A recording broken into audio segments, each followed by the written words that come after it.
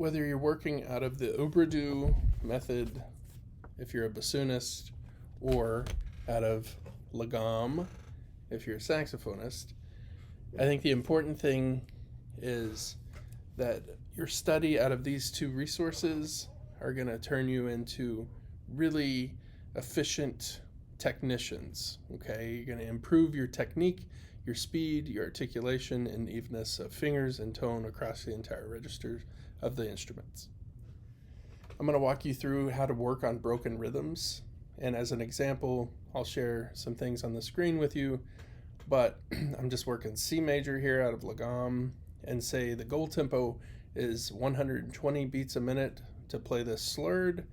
I will show you how I would practice this with broken rhythms and always with the metronome. The reason I recommend broken rhythms and the reason they were taught to me when I was a young student is that they help iron out issues in technique. And with the rhythms that I'm going to introduce and show you through this scalar exercise, you'll see that every note gets a chance to be a long one followed by a short note, or it gets a chance to be a short note followed by a long note, or a short note followed by a short note, or long note followed by a long note. And it's important to know that there's other broken rhythms that exist out there that can be utilized, and you can benefit greatly from practicing those as well. In fact, some in the Obradu method are different than the ones I'm showing here. The important thing to know is that they're designed to help with technique and to make you a more efficient player from a technical standpoint. So with the broken rhythms, I work at them at half of the tempo that I'm trying to achieve all slurred perfectly. So if 120 is my goal to perfectly slur them all, then I'm going to do my broken rhythms at 60. So 60 here. Okay. And I'm just going to take the first four notes plus the downbeat of the next beat and just work some broken rhythms on it. Okay. So the first broken rhythm you'll see on your screen is this.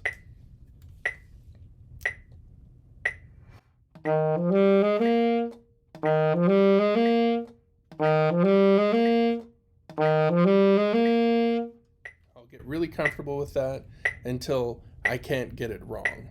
And I'm always thinking about, is the embouchure good? Is the tone good? Is the articulation good? Is the onset of sound good? Are all those things working?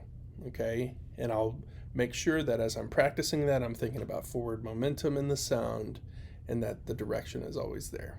All right.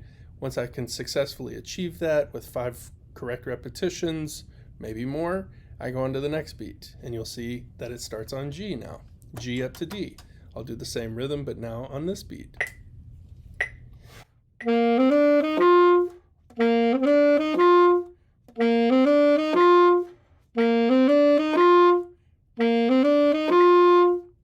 Next beat, starting on D.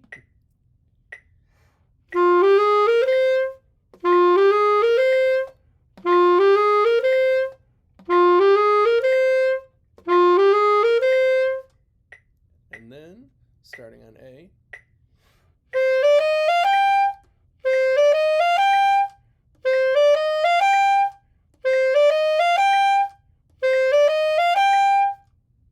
And now on E.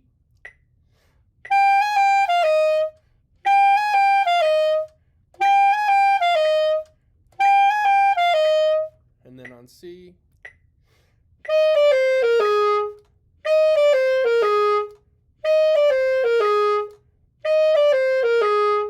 And I would continue all the way down to the end of the scale and then back up and back down on that same rhythm. After I finished that, I would go on to the next rhythm, which is like this. And I'm starting back at the beginning.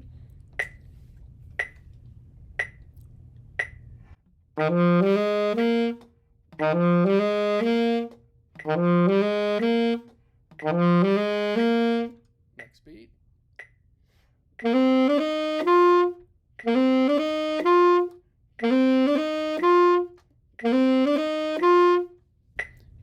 And this one's a little quirky, the rhythm, ba-da-da-da-dum, so I may put the subdivision on the 8th note here to help line that up.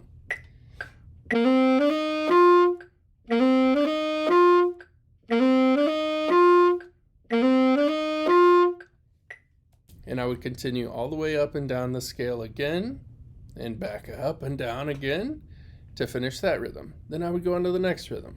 There's a series of rhythms that you'll see that I'm sharing on the screen that you could practice all of these. Some of them work really well with specific articulations too. Why not practice those? It would be great to practice those with articulations. Now, there's a series of ones that I consider either duple rhythms like we were just doing, and then we have some triplet rhythms as well. So I'm going to go through these triplet rhythms as well. So here is the first part of that scale with the first triplet rhythm that you see on your screen.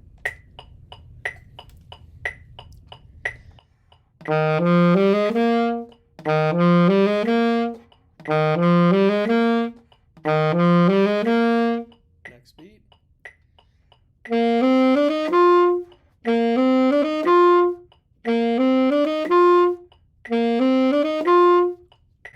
And so forth. You would go up and down the scale 2 times with that, 5 correct repetitions minimum per beat, and then go to the next articulation or the next broken rhythm. So the next triplet broken rhythms, we shift the 16ths to the front of the beat. Da da da da dum. Dee da da da dum.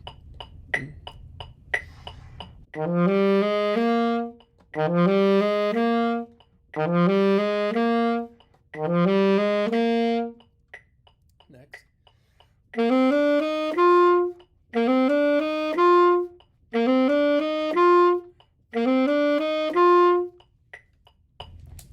Continue up, down 2 times, and then the next rhythm.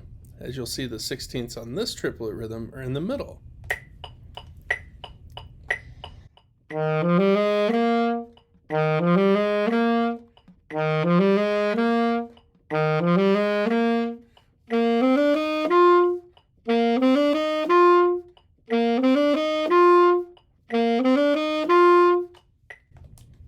Up and down, etc.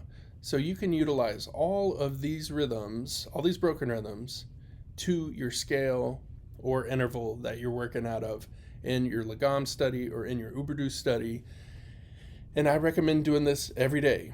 When I first approach my Uberdu study or my Lagom study, I will put the metronome on and do broken rhythms on my scales and my intervals. And then after I've gone through that and really cleaned up the fingers, I will play them straight at a slower tempo and then gradually build up the tempo. So say I've just gone through all my rhythms on the scale and my ultimate goal is 120. I may put the metronome on 80 with an articulation pattern and play something like this.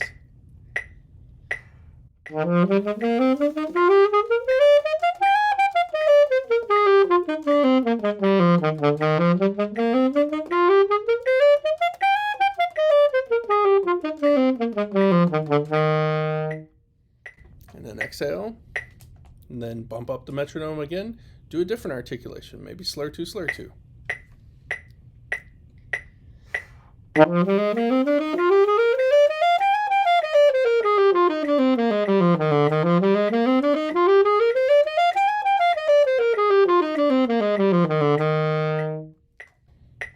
And then keep working your way up, maybe slur 4, tongue 4.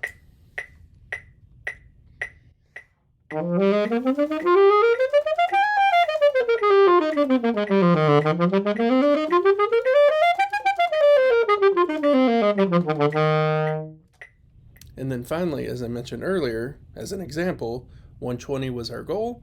So I would like to do this all slurred with really even technique and fingers and tone at 120.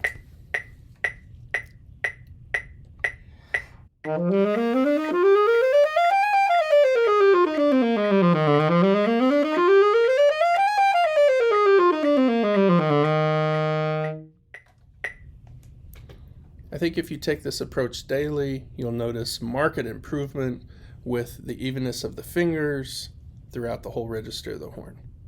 Good luck.